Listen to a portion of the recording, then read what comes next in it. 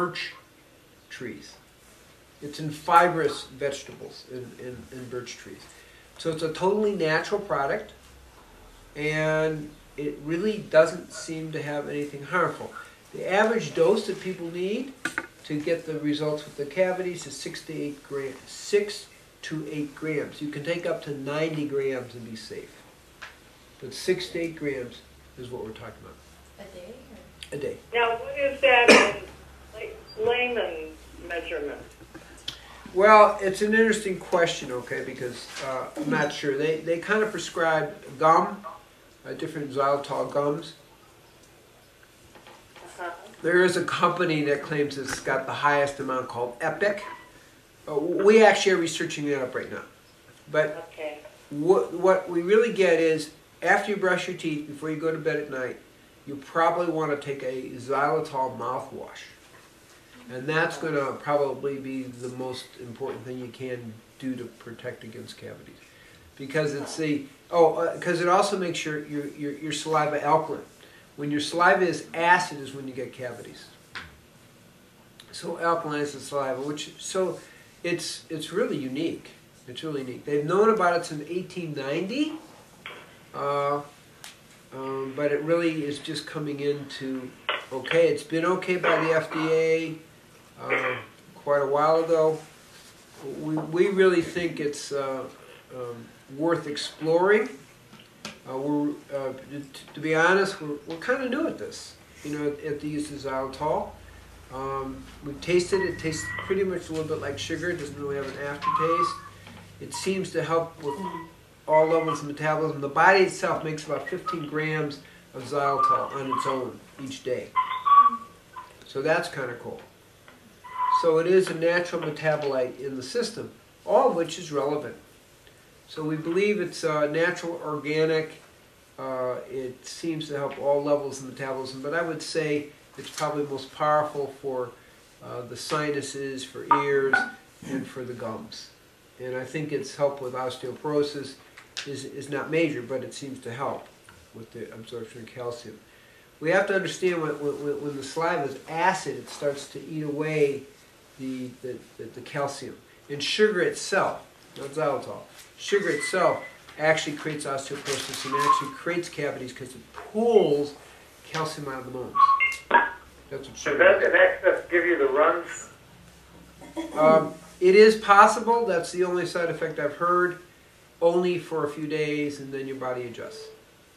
Excess may be 40 grams a day. If you have a sensitivity to sorbitol, would you have one to xylitol? No, well, not necessarily, because sorbitol is 6 carbon sugar, and this is a 5 carbon polyol. Do you know of any adverse reactions like stomach cramps or bloating? Not that we're aware of. What Bill just mentioned is probably the closest, which is you can have a transitory diarrhea for a day or two as your body adjusts to high doses, not at 6 to 8 grams. You shouldn't be seeing that.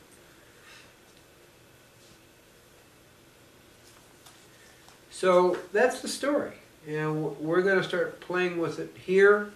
I'm sure we're going to ask people with diabetes to try it and see what happens at the 6 to 8 gram level, or try some of our phase 1 cacao with a little xylitol. Let's see what happens.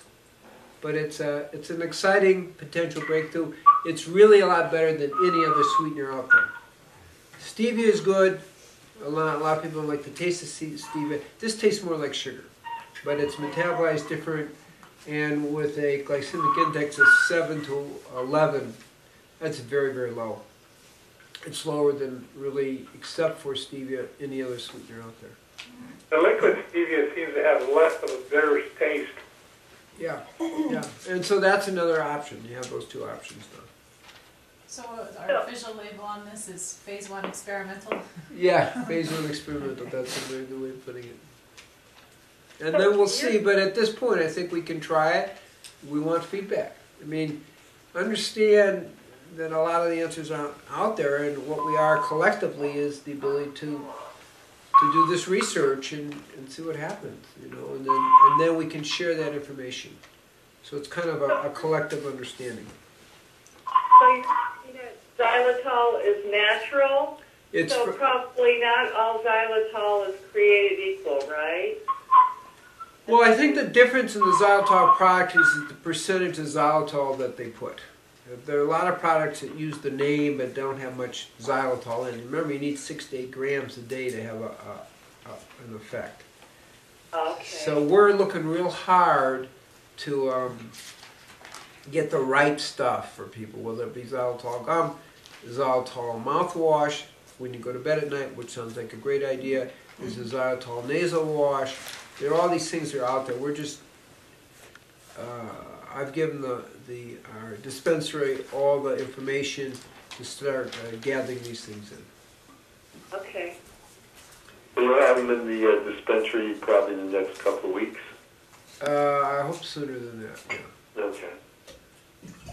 You know, Gabriel, could I add something about the coenzyme Q10? yes?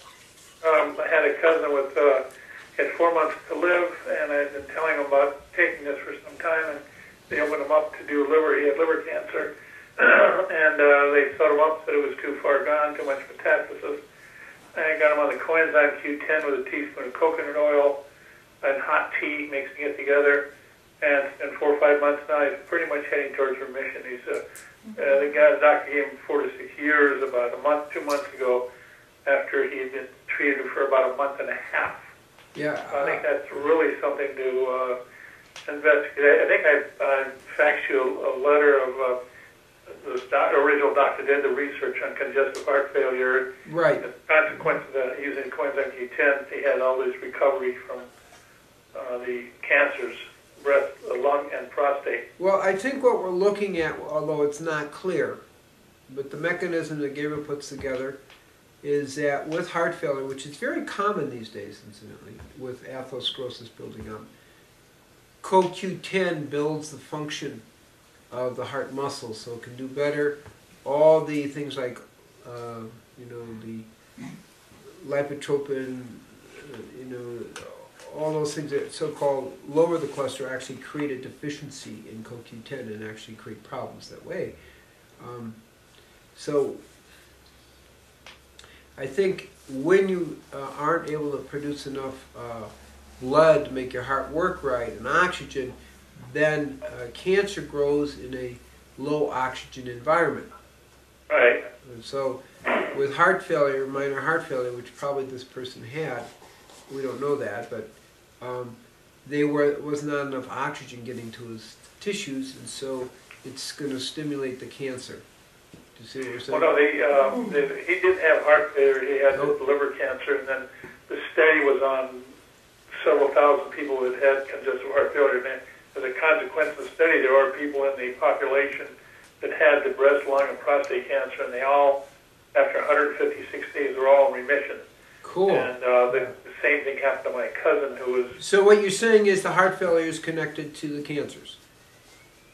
No. I'm just saying the doctor was studying the use of coenzyme Q10 on congestive heart patients. That was a study he was doing.